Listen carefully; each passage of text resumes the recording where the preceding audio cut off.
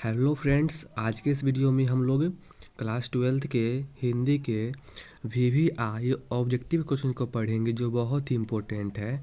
अगर आप class 12th में हैं और आपका एग्ज़ाम है 5 फरवरी को हिंदी का, तो आपके लिए वीडियो बहुत ही इम्पोर्टेंट है। आप लोग इसे अच्छे से देखिए और क्वेश्चंस को याद कर लीजिएगा।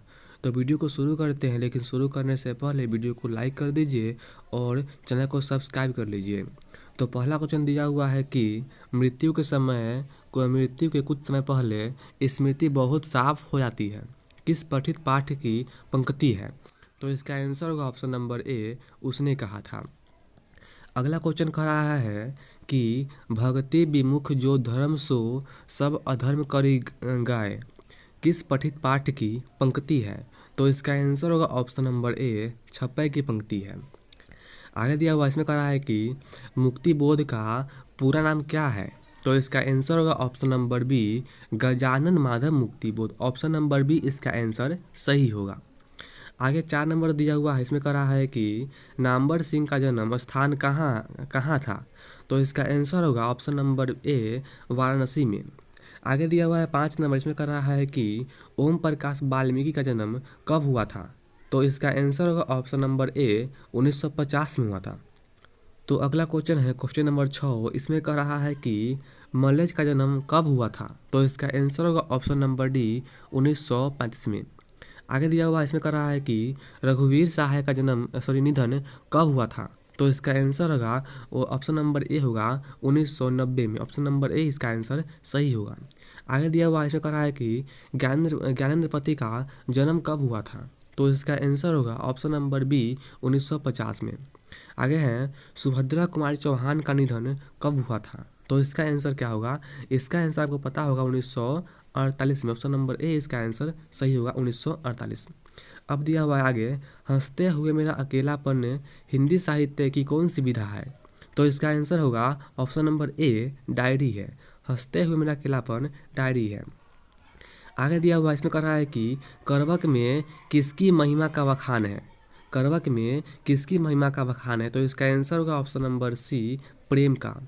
आगे दिया हुआ है निम्न में से गद्य कविता कौन सा है? तो इसका आंसर क्या होगा? ऑप्शन नंबर बी होगा, गांव का घर। ऑप्शन नंबर बी इसका आंसर सही होगा। आगे दिया हुआ इसमें कह रहा है कि उषा का जादू कब टूटता है? उषा का जादू कब टूटता है? तो आपको पता होगा कि इसका आंसर ऑप्शन नंबर बी होगा, सूर्योदय के समय। ऑप्शन नंबर बी इसका आंसर सही होगा। आगे है कलीराम किस पठित पाठ से संबंधित है? तो इसका आंसर होगा ऑप्शन नंबर ए, जूठन से संबंधित है। ऑप्शन नंबर ए इसका आंसर सही होगा। आगे दिया हुआ है संत तुलसीदास किस प्रकार की कवि है? तो इसका आंसर क्या होगा? इसका आंसर ऑप्शन नंबर सी होगा, सामान्यवादी है। ऑप्शन नंबर सी इसका आंसर सही है। आगे दिया हुआ है पठित पाठ में तिरिच क्या है? तो इसका आंसर क्या होगा? इसका आंसर ऑप्शन नंबर ए होगा, विशैला छिपकली है। ऑप्शन नंबर ए इसका आंसर सही होगा। आगे है सूरदास की पठित रचना में किस रस की प्रधानता है? तो इसका आंसर होगा ऑप्शन नंबर ए, श्रृंगार रस की है। ऑप्शन नंबर ए इसका आंसर सही होगा। आगे दिया हुआ है निम्न में से राष्ट्र कवि की उपाधि किसे मिली है? तो आपको पता होगा ऑप्शन नंबर ए, रामधारी सिंह दिनकर को मिला है। ऑप्शन नंबर ए सही होगा, रामधारी सिंह दिनकर। अब आगे दिया हुआ है 20 नंबर, इसमें कह रहा है कि निम्न में से प्रेम के पीर कवि कौन है? तो इसका आंसर क्या होगा? इसका आंसर ऑप्शन नंबर ए होगा, मलिक मोहम्मद जायसी जी। अगला क्वेश्चन दिया हुआ है 21 नंबर, इसमें कह रहा है कि कविता के नए प्रतिमान के रचयिता कौन है?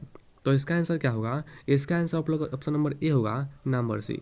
कविता के नए प्रतिमान नामवर सिंह। आगे है उसने कहा था कहानी शीर्षक में किसकी प्रधानता किया गया है? तो इसका आंसर होगा ऑप्शन नंबर बी, करम की। आगे है गंडक नदी किस पठित पाठ से संबंधित है? तो इसका आंसर क्या होगा? इसका आंसर होगा ऑप्शन नंबर बी, ओ सलानीरा। ऑप्शन नंबर बी इसका आंसर सही होगा। आगे दिया हुआ है इसमें कह रहा है कि तिरिच का किस पाठ से संबंध है? तो इसका क्या होगा आंसर? इसका आंसर आपको पता होगा, ऑप्शन नंबर ए होगा, शिक्षा संबंधित है। ऑप्शन नंबर ए इसका आंसर सही होगा। भूषण की रचना में किस रस की प्रधानता है? तो इसका आंसर क्या होगा? इसका आंसर आपको पता होगा, ऑप्शन नंबर सी होगा, वीर रस की। ऑप्शन नंबर सी इसका आंसर सही होगा।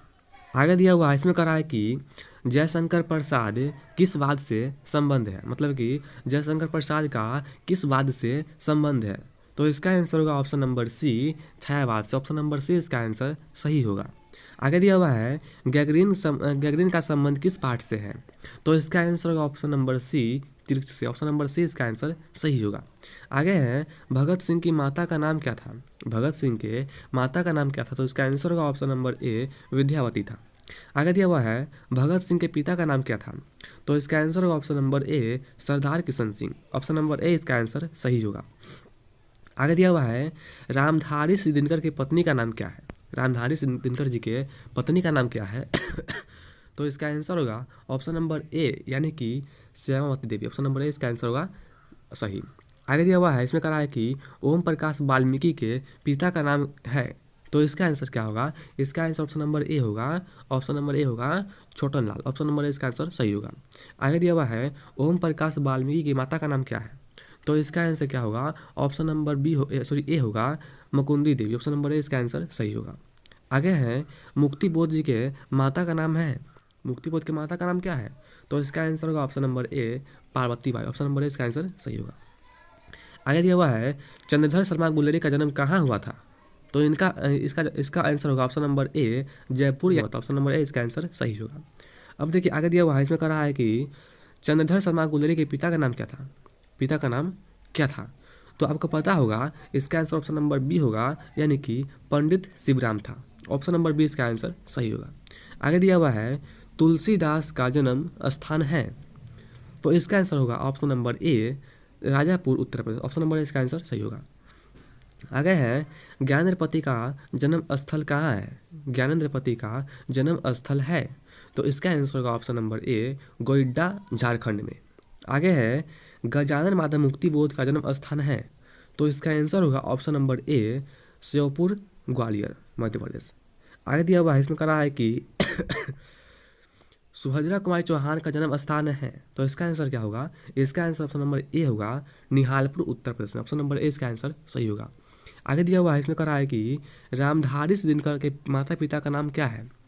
तो इसका आंसर होगा ऑप्शन नंबर ए, माता का नाम है मनरूप देवी और पिता का नाम है Ravi Singh. Option number B ए इसका आंसर सही होगा। आगे है अज्ञा के माता पिता का नाम है।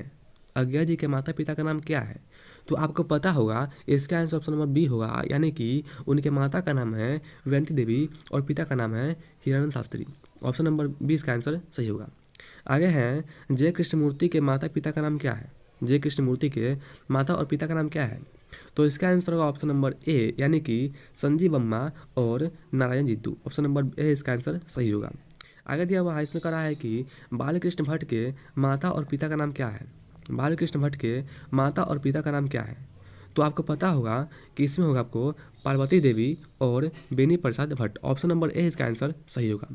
तो इसका आंसर क्या होगा? ऑप्शन नंबर ए होगा। आगे दिया हुआ है जयशंकर प्रसाद के पिता का नाम है।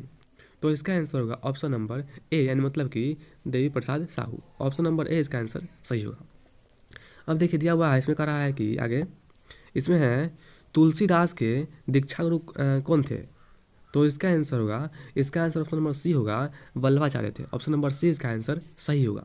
आगे दिया हुआ है जारा क्या है? मौत है और निमोनिया से मरने वाले को मुरब्बा नहीं मिला करते। यह किस पठित पाठ की पंक्ति है? तो इसका आंसर होगा ऑप्शन नंबर ए, उसने कहा था कि पंक्ति है। आपको पता ही होगा। आगे देखते हैं, इसमें कहा है कि सुविधारणी किस कहानी की पात्रा है? सुविधारणी किस कहानी की पात्रा है? तो इसका आंसर ऑप्शन नंबर बी होगा, उसने कहा था कि पात्रा है। आगे दिया हुआ है नारी और नर एक ही द्रव्य की ढली दो प्रतिमाएं हैं। यह किस पंक्ति से लिया गया है? मतलब कि किस पाठ से लिया गया है? तो इसका आंसर क्या होगा? ऑप्शन नंबर ए होगा, रामधारी सिंह दिनकर। आगे दिया हुआ है कामिनी तो अपने हाथ यामिनी की शांति लाती है। यह पंक्ति किस पठित पाठ की है? तो इसका आंसर क्या होगा? इसका आंसर ऑप्शन नंबर ए होगा, अर्धनारीश्वर। ऑप्शन नंबर ए इसका आंसर सही होगा, अर्धनारीश्वर। आगे दिया हुआ है 50 नंबर, इसमें लास्ट क्वेश्चन है। इसमें कह रहा है कि तेरी कुरमाई हो गई है किस पठित पाठ की पंक्ति है? आपको पता होगा कि यह है उसने कहा था कि पंक्ति है तेरी कुरमाई हो गई है। तो फ्रेंड्स आज के इस वीडियो में इतना ही था। अगर आप लोगों को वीडियो अच्छा लगा होगा तो वीडियो को क्या कीजिएगा, लाइक कर दीजिएगा और चैनल को सब्सक्राइब कर दीजिएगा, ताकि आप लोगों को वीडियो मिलता रहेगा। तो इस वीडियो में इतना ही था, तो मिलते हैं अगले वीडियो में, तब तक के लिए धन्यवाद।